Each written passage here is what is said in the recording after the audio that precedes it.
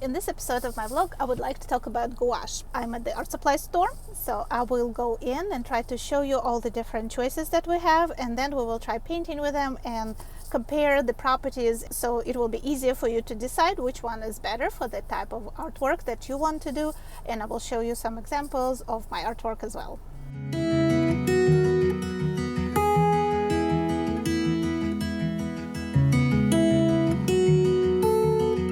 Probably the most popular and widely available type of gouache these days on the market is acrylic gouache. Holbein makes Acryla. It's a designer gouache with acrylic base. You also probably heard about Arteza brand. It's very similar and usually sold as sets. I've never painted with this medium. I know it's supposed to be similar to acrylic paint, but without the shine. Here is another option, Liquitex acrylic gouache. In the store, it sits next to acrylic paint. I was looking in watercolor, didn't see it right away. So lots of brilliant, beautiful colors here. And now I'm in the watercolor section. Here is Winsor&Newton. They make designer gouache. It has gum arabicus binder, the same as watercolor. So unlike acrylic gouache, it can be re-wetted with water after it's dry. Winsor&Newton Designer Gouache is not the cheapest product on the market, but of course the advantage is huge color selection that they have. Another type of gouache that uses the same binder is artist gouache. I'm looking for artist gouache. In particular, I'm interested in M.Graham's brand. I'll show you why I prefer artist gouache over designer when I get back to my studio. So here is what I got in the store. I decided to break down and buy some acrylic gouache. I paint a lot with acrylics, and I honestly don't know what the difference would be with something that's called acrylic gouache. But I found this Liquitex set, which wasn't super expensive. It was about $25. And I have primary yellow here. Let's just take them all out. So it's primary red, primary blue, emerald green, and I also have white, of course, which I will need titanium white, and I have Mars black. I'm not too crazy about having black. I would rather have some other color, but that's what they included in the set, and I guess I can use it to tone down those primaries with it. I don't have to necessarily use black, as it is in pure form. I will try painting with those, and I'll show you how it turned out in a second. The paint I was looking for, what I went to the store actually for, always buy something else when I go shopping.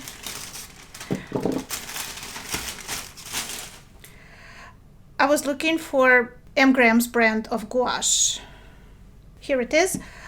This is called Artist Gouache. I'm sure if you watch videos on my channel, you will see me using it a lot.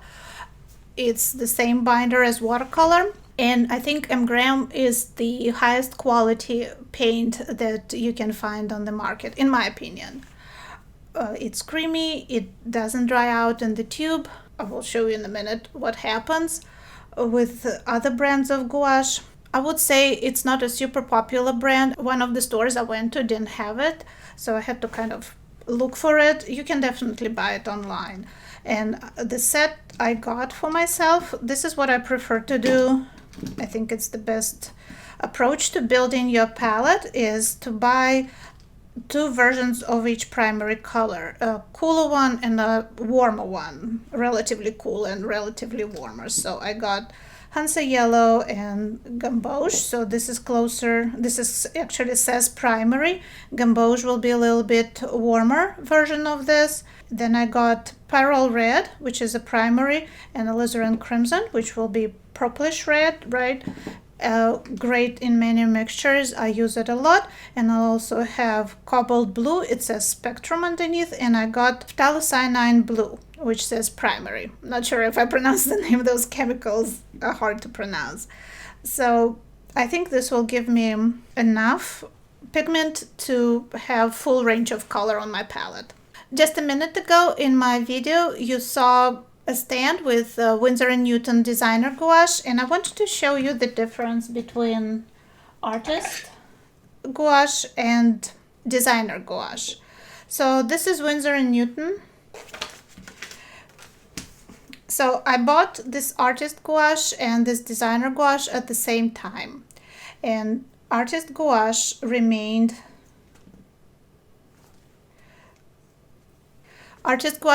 soft and creamy in the tube. And this is the designer gouache. I can't even get it out of the tube. It's hardened inside there. So it's lower quality paint than artist gouache. So M.Graham, there were a lot of designer gouache on the market, and M.Graham said this is a great medium for artists, not just for graphic designers. So let's improve it and make it high quality. That's how they came out with artist gouache. If you want to save money and maybe you just want to try gouache, designer will probably be a more economical version. There is also another great economical version is Reeves brand of gouache. It's sold in not even professional art supply stores, but in like craft stores. And it's really good quality. It's not going to be as creamy and thick as artist gouache, but I paint with it a lot. You can see some videos on my channel, and it works great. All the links will be down under the video in the description. I would try this first before designer gouache. And another property of designer gouache and of Reeves gouache, it might not be super light fast. Artist gouache will be light fast and it will have greater archival qualities, but these days with all the fixative that we have on the market that provide UV protection and archival preservation of artwork, we don't have to worry about it that much because we can spray the artwork, finished artwork, and preserve it for posterity if we wanted to. And of course I need to mention my Himi set, which I had for a while.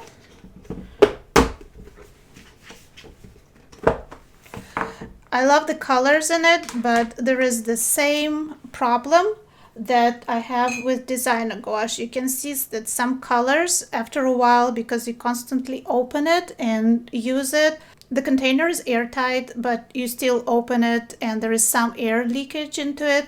You can see that some colors are starting to dry out and crack.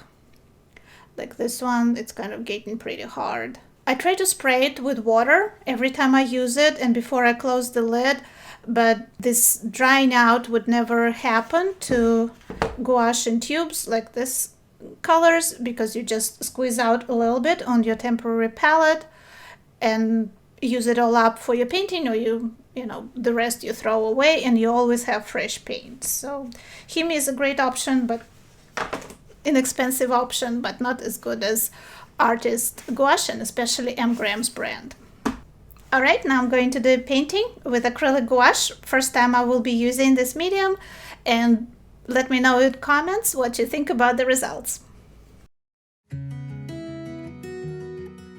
Okay, let's open all these tubes. They're all sealed and they all have little nozzles and caps on top, so I can squeeze out some paint.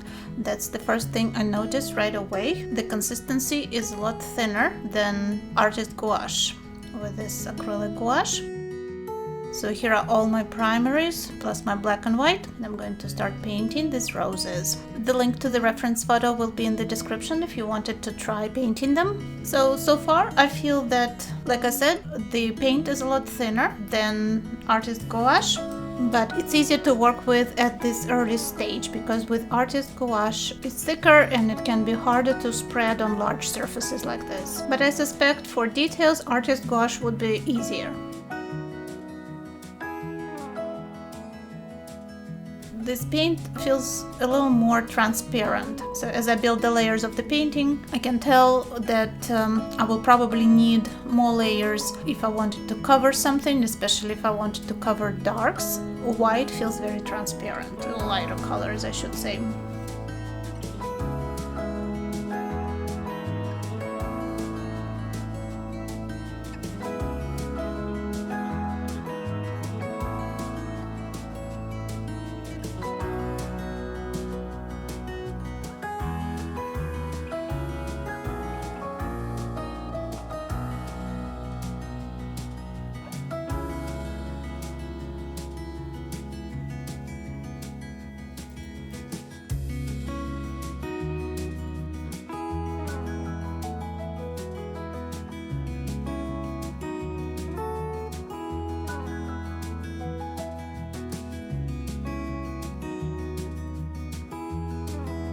I'll let the first stage of my painting dry because I was dragging some green into my light colors, and that's another observation that I made, is that acrylic gouache dries a little bit slower than artist gouache.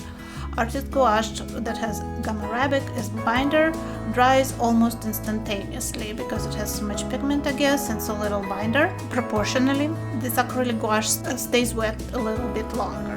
But of course the difference would be after this paint is dry, I won't be able to re-wet it because it's acrylic binder, and artist gouache I can always re-wet and move the paint and mix subsequent layers with the underlying layers of paint, which can be a good thing or it can be a bad thing if you don't want that. If you don't want to lift paint, then you have to be careful not to disturb the underlying layers.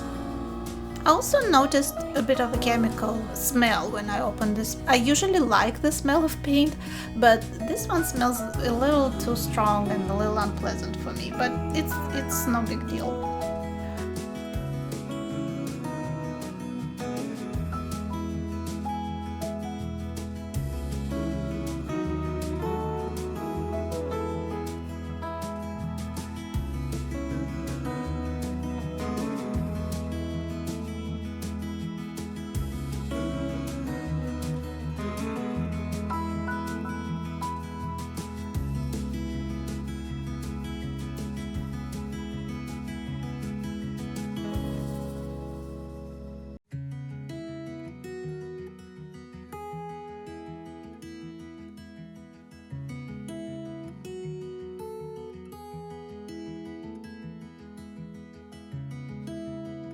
Also, after this dried, I noticed that it dries darker, so I have to be careful with whites. If I wanted bright white highlights, I need to have perfectly clean paint, clean brush, and also clean water. So that's what I have. I changed my water. I have some fresh paint on a clean palette. It wasn't a problem to wash the palette.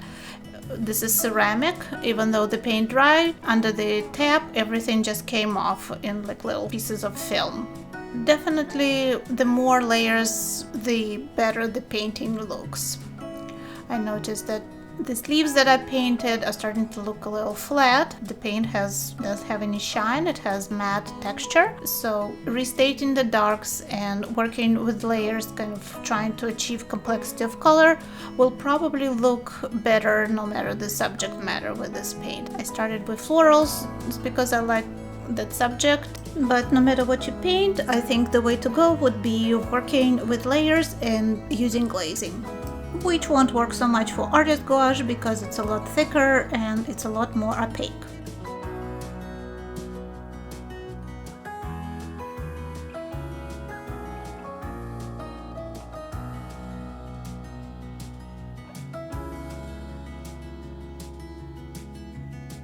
Okay, here's my painting, and let's compare it with artist gouache. The one on the right is artist gouache.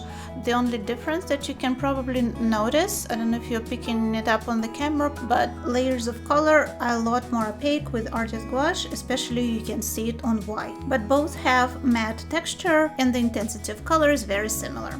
Alright, this concludes this episode of my vlog. I hope you found some useful information in it. Thank you so much for watching, and I'll see you in the next video here on Tamirab Studios channel. Help other artists to see this video by liking or sharing it. To see future videos, subscribe and click the bell button to be notified when they're published. Thanks again and stay creative!